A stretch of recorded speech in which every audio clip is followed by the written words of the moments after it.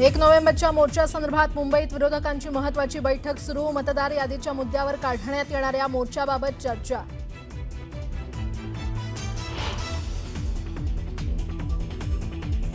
मतदार यादीतील घोळासंदर्भात आज पुन्हा राज ठाकरेंचा लावरे तो व्हिडिओ। मुंबईतल्या पदाधिकाऱ्यांच्या मेळाव्यात करणार प्रेझेंटेशन।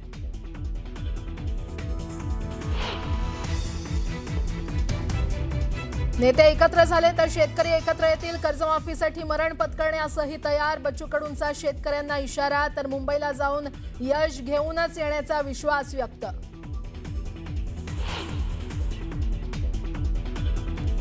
पहिल्या दिवसापासून सरकार डाव टाकतंय म्हणून आंदोलनात आलो। षडयंत्राचा डाव प्रतिडावानंच मोडावा लागणार। जरांगे पाटलांचा सरकारला इशारा।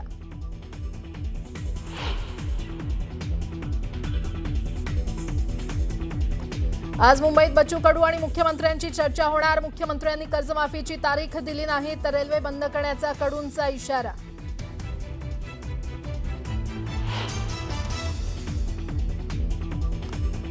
बीडच्या वडवणीतील ग्रामस्थ आक्रमक। गावातील पाण्याच्या टाकीवर चढून आंदोलन। महिला डॉक्टर आत्महत्या प्रकरणी आरोपींवर कठोर कारवाईची मागणी।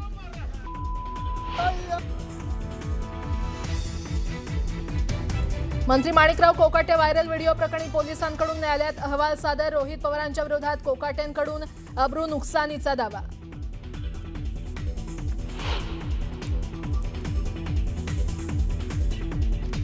नवी मुंबई महानगरपालिका आयुक्तांच्या निवासस्थानाच्या पत्त्यावर 150 मतदारांची नोंद। मनसे पदाधिकाऱ्यांच्या आरोपामुळे निवडणूक आयोगाचा भोंगळ कारभार चव्हाट्यावर।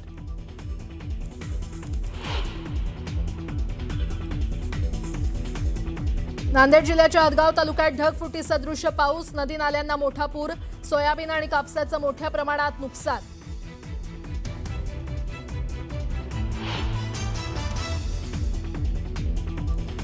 परळीमध्ये एका कुटुंबाला घरात घुसून लाठ्याकाठ्यांनी बेदम मारहाण। पोलिसांकडून तक्रार घेण्यास टाळाटाळ।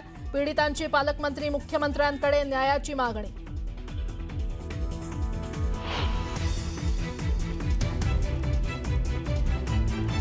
नाशिकच्या द्वारका परिसरात गुंडांची दहशत। दुकानावर अज्ञात टवाळखोरांकडून कोयता आणि दगडानं हल्ला। हल्ल्याची घटना सीसीटीव्हीत कैद।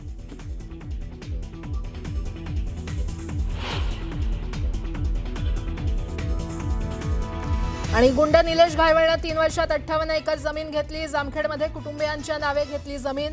पुणे पोलीस ईडी चौकशीची करणार मागणी।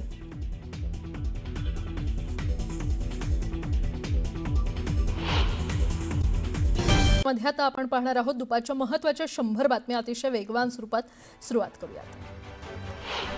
पहिल्या दिवसापासून सरकार डाव टाकतंय। षडयंत्र डावाला प्रतिडावानंच उत्तर द्यावं लागेल असा इशारा मनोज जरांगे यांनी दिला।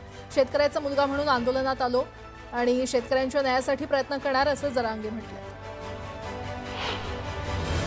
पालिका निवडणुकीच्या पार्श्वभूमीवर मुंबईतल्या प्रत्येक विभागात मायक्रो प्लॅनिंग शिंदेंच्या शिवसेनेनं सुरू केलेली आहे। प्रत्येक वॉर्डात महिला आणि पुरुष असे अंदाजे 50हून अधिक लोकांच्या नियुक्त्या केल्या जात असून मागील 2 महिन्यात 2,500 ते 3,000 नियुक्त्या करण्यात आल्याची माहिती मिळते। माजी खासदार रणजित सिंह नाईक निंबाळकरांच्या विरोधात पत्रकार परिषद घेणाऱ्या मेहबूब शेख यांना फोनवरून धमकी देण्यात आली आहे। मेहबूब शेख यांना फोनवरून अश्लील शिवीगाळ करत अज्ञात व्यक्तीकडून मारहाण करण्याची धमकी देण्यात आली आहे। याबाबतचा व्हिडिओ स्वतः मेहबूब शेख यांनी पोस्ट केलाय। मंत्री माधुरी मिसाळ यांची पुण्यातील टीडीआर प्रकरणात राज्याचे मुख्यमंत्री देवेंद्र फडणवीस यांच्याकडे तक्रार करण्यात आली आहे। पर्वतीमधील जनता वसाहत इथे झोपडपट्टी पुनर्वसन योजनेच्या नावाखाली 762 कोटींचा लँड टीडीआर लाटण्याचा प्रकार घडला होता। आगामी स्थानिक स्वराज्य संस्था निवडणुकांसाठी उमेदवारांच्या खर्च मर्यादेमध्ये वाढ करण्याचा निर्णय राज्य निवडणूक आयोगानं घेतला आहे। आधीपेक्षा 1.5 पटीहून अधिकची वाढ करण्यात आल्यानं उमेदवारांना दिलासा मिळणार आहे। मुंबई महानगरपालिकेच्या निवडणुकीच्या तयारीला वेग आला असून राज्य निवडणूक आयोगाने आरक्षण निश्चिती आणि सोडत कार्यक्रमाचे सविस्तर वेळापत्रक जाहीर केले। महापालिकेची 11 नोव्हेंबरला आरक्षण सोडत काढली जाणार आहे। धाराशिव अंतर्गत रस्त्याच्या विकास निधी थांबवल्याचा वाद पेटलाय। पक्षप्रवेश करतो असं सांगून शहरातील विकास निधी पालकमंत्र्यांकडून थांबवून घेतला असे बॅनर भाजपकडून लावण्यात आले आहेत। या बॅनरच्या माध्यमातून त्यांनी खासदार ओमराजे निंबाळकर यांच्यावर निशाणा साधला। फलटणमधील महिला डॉक्टरच्या आत्महत्या प्रकरणावरून तृप्ती देसाई यांनी रुपाली चाकणकरांना लक्ष केलंय। राज्य महिला आयोगाकडूनच जर महिलांवर अन्याय होणार असेल तर मग या आयोगाचा उपयोगच काय असा सवाल त्यांनी विचारलाय। तर चाकणकर महिला आयोगाचे अध्यक्ष आहेत की राजकारण्यांच्या प्रवक्ते आहेत असा टोला देखील त्यांनी लगावलाय। फलटणमधील महिला डॉक्टरच्या आत्महत्या प्रकरणी महिलेच्या गावातील ग्रामस्थ आक्रमक झाले आहेत। गावातील पाण्याच्या टाकीवर चढत शोले स्टाईल आंदोलन करण्यात आलं। आरोपींवर कठोरात कठोर कारवाई करण्यात यावी अशी मागणी त्यांनी केली आहे। धारवाडच्या जमीन खरेदी प्रकरणाची चौकशी होणार आहे। 3 वर्षात तब्बल 58 एकर जमीन घेतल्याची माहिती समोर आली आहे। जमिनी खरेदीसाठी मनी लॉन्ड्रिंग केल्याचा संशय पुणे पोलिसांना आहे आणि त्यामुळे चौकशी करण्यासाठी पोलिसांनी हे पत्र पाठवलंय। जैन बोर्डिंग जमीन व्यवहारातील वादावर आज धर्मदाय आयुक्तांकडे सुनावणी पार पडणार आहे। ट्रस्टच्या नावावर जागा झाली नाही तर 1 तारखेपासून गुप्तीनंदी महाराजांनी आंदोलनाचा इशारा दिलाय। नांदेड जिल्ह्यामध्ये सकाळपासूनच मुसळधार पावसानं हजेरी लावली आहे। हदगाव तालुक्यात ढगफुटी सदृश्य पाऊस झाल्यानं नदी नाल्यांना पूर आलाय। काढलेलं सोयाबीनचं पीक आणि कापसाच्या पिकाचं मोठ्या प्रमाणात नुकसान झालंय। निफाड तालुक्यात मुसळधार पावसानं कहर केलाय। नदी नाल्यांसह ओढ्यांना पूर आलाय। या पुराचं पाणी शेतात शिरल्यानं पिकांचं मोठ्या प्रमाणात नुकसान झालंय। पिकं पाण्याखाली गेल्यानं शेतकरी हवालदिल झालाय। नाशिकच्या सुरगाणा भागात होत असलेल्या पावसाचा फटका भात शेतीला बसलाय। काढणीला आलेलं पीक आडवं झालंय। शेतात पावसानं भात पीक भिजून खराब झालंय। सोलापूरच्या अक्कलकोट तालुक्यात ओढा ओलांडताना पाय घसरून पडल्यामुळे 12 वर्षीय मुलगा वाहून गेला। मुलाचा शोध घेण्यासाठी प्रशासनाकडून 20 तासांहून अधिक मोहीम सुरू आहे। एसटीच्या सोलापूर विभागानं दिवाळीच्या 8 दिवसात 14 कोटी 6 लाख रुपये उत्पन्न मिळवलं। 8 दिवसात सोलापूर विभागानं एकूण 25,55,000 किलोमीटरची प्रवासी वाहतूक केली आहे।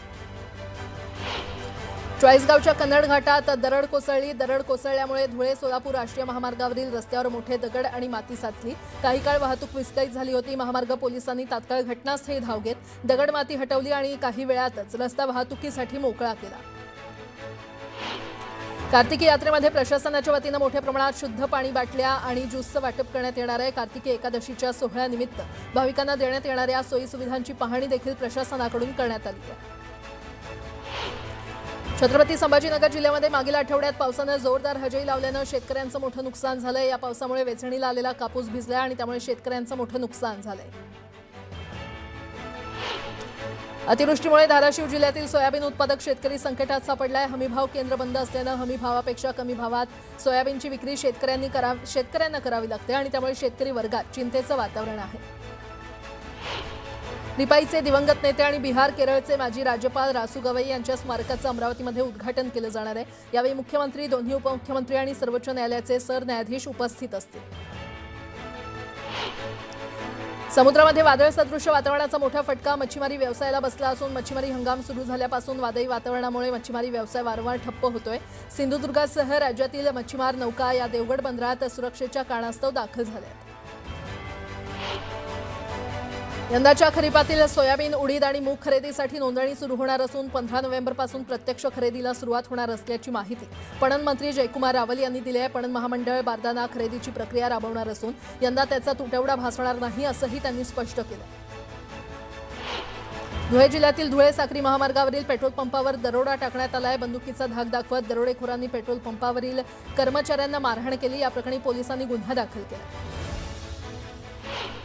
बीड जिल्ह्यात गुंडांनी पुन्हा हैदोस मांडला। एका हॉटेल कामगाराला अमानुषपणे मारहाण करण्यात आली आहे। यात जखमी झालेल्या कामगारावर रुग्णालयामध्ये उपचार सुरू आहेत। लोखंडी रॉडसह दांडक्यानं मारहाण केल्यानं कामगाराचा पाय फ्रॅक्चर झाला। बीडच्या परळीतील धक्कादायक प्रकार समोर आला आहे। भावकीतील लोकांनी घरात घुसून एका व्यक्तीसह त्याच्या 3 मुलांना मारहाण केली। त्यातील एका मुलीला विषही पाजलं। या धक्कादायक मारहाणीचा व्हिडिओ समोर आलाय। मात्र पोलिसांनी तक्रार घेण्यास नकार दिल्यानं पीडित कुटुंब हवालदिल झालंय।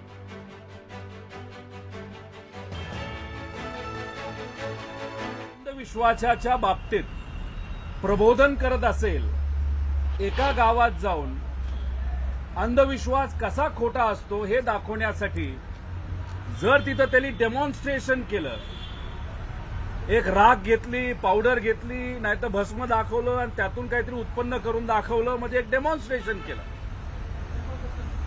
आणि मग तिथं डेमॉन्स्ट्रेशन हे अंधश्रद्धेच्या विरोधात केलं म्हणून त्या व्यक्तीवर जशी कारवाई केली जाईल तशी कारवाई माझ्यावर झाली असं आपल्याला म्हणावं लागेल। म्हणजे एखाद्या गावामध्ये अवैध धंदे चालू असतील आणि त्या बाबतीत जर मी कंप्लेंट केली तर त्या अवैध धंदे करणाऱ्या लोकांवर कारवाई न होता ती माझ्यावर झाली असा तो विषय आहे. आणि याच्यामध्ये त्यांनी काय सांगितलं ती 15 दिवस चौकशी. एवढ्या चिरकुट विषयासाठी जर तुम्ही 15 दिवस चौकशी करत असाल म्हणजे हे हास्यास्पद आहे. त्याच्याच बरोबर तुम्ही जर मला फोन केला असता तर देवेंद्र फडणवीस साहेब मी स्वतः आलो असतो. मी तुम्हाला दाखवून दिलं असतं की कशा पद्धतीने हा आधार कार्डचा वापर, खोट्या आधार कार्डचा वापर हा इलेक्शनसाठी केला जातो, त्यातून वोट चोरी केली जाते. तुम्ही पोलिसांचा वेळ या चिरकुट गोष्टीसाठी तिथं घालवला आणि ह्या विषयावर अभ्यास करण्यासाठी, इन्व्हेस्टिगेशन करण्यासाठी 15 दिवस लागतात. प्रेझेंटेशन बनवायला आम्हाला 1 दिवस लागला.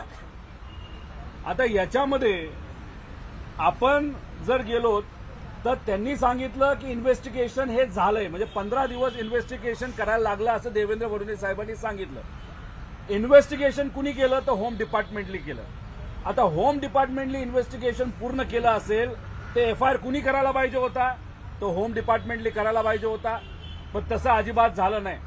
हे 40 पैशाचे सोशल मीडियाचे भाजपचे जे कार्यकर्ते आहेत त्यातल्या एका कार्यकर्त्याने माझ्यावर FIR केला. आता या FIRचा तुम्ही जर अभ्यास तिथं केला तर याच्यामध्ये मी डेमो केला म्हणून FIR आहे. त्याच्यामध्ये फार वेगळे कलम टाकले. कलम 336(2), कलम 336(3) म्हणजे फसवणूक केल्याचा हे कलम आहे, फ्रॉजरी. म्हणजे डॉक्युमेंट कुठलं तरी आपण आदला बदल केलं, खोटं केलं, खोटी सही केली, कोर्टात वापरलं, नाही तर कोणाच्या ते जमीन ही आपण खोट्या सहीली विकत घेतली, ह्याला फ्रॉजरी म्हणतो. मी कुठं काय केले तिथं? मी कुठंच त्या डॉक्युमेंटचा वापर हा कशा इतर विषयासाठी केलेला नाही. मीच दाखवून देत होतो चोरी कशी होती आणि त्याचंच ते डेमॉन्स्ट्रेशन होतं. मग हे कसले कलम त्यांनी त्या ठिकाणी लावलेले आहेत. त्याच्याच बरोबर 336(4) दुसऱ्या व्यक्तीच्या प्रतिष्ठेला हानी पोहोचवली. अरे कोणाच्या प्रतिष्ठेला हानी पोहोचवली?